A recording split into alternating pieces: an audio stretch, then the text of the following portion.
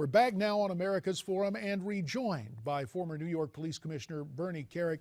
Bernie, we do appreciate your time, and given your past experience as the New York City Police Commissioner, what do you think the current Commissioner, Bill Bratton, can do with the current Mayor, Bill de Blasio, to ease tensions between the police and the mayor's office? Well, I think, it's Bill Bratton has an enormous amount of respect in the law enforcement community, first and foremost. I think the mayor, his behavior, his rhetoric, I think that's put a lot of pressure, negative pressure on the police department. Hopefully, Commissioner Bratton can, keep the men and women, keep their morale, if you will, try to inspire them, try to motivate them, try to keep them encouraged to go out and do their job, do it as they have done in the past.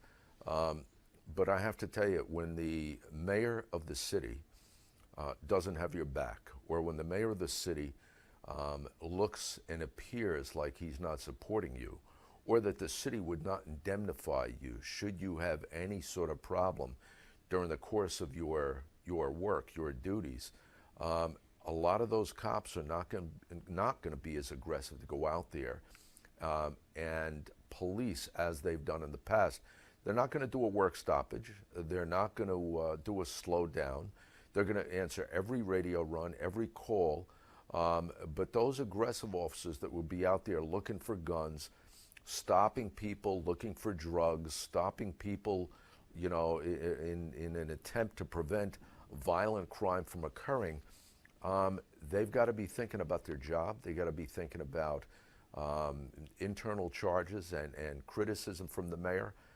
I don't know if they're going to be as aggressive doing their job as they've done in the past. Well, Bernie, what you're describing is commonly called a chilling effect. And when we raise the specter of terrorism and New York being an ongoing target, does this create a new vulnerability for the Big Apple? Honestly, JD, I don't think so. I think it's apples and oranges. New York City has the benefit of having one of the largest police departments in the world, enormous resources. They also have the New York Terrorist Task Force, which is a task force that consists of New York City police detectives, FBI agents, and other federal agencies, including the New York State Police.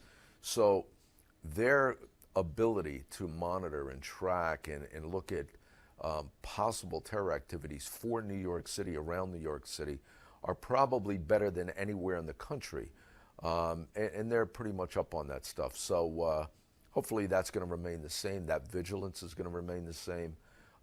Those forces will stay intact, and they can continue to protect New York City as they've done for the last 12, 13 years since 9/11. Bernie, a minute and a half remains. We would be remiss if we did not talk about the report issued by the Congressional Research Service over the weekend at the behest of now retired United States Senator Tom Coburn. The findings: there are still over 700 miles of our southern border with Mexico not secured, at least 700 miles.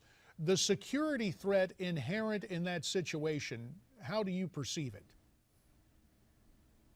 Well, listen, anytime your borders are as loose as ours, you're going to have issues, whether it's the normal everyday immigration issues or whether it's terrorism.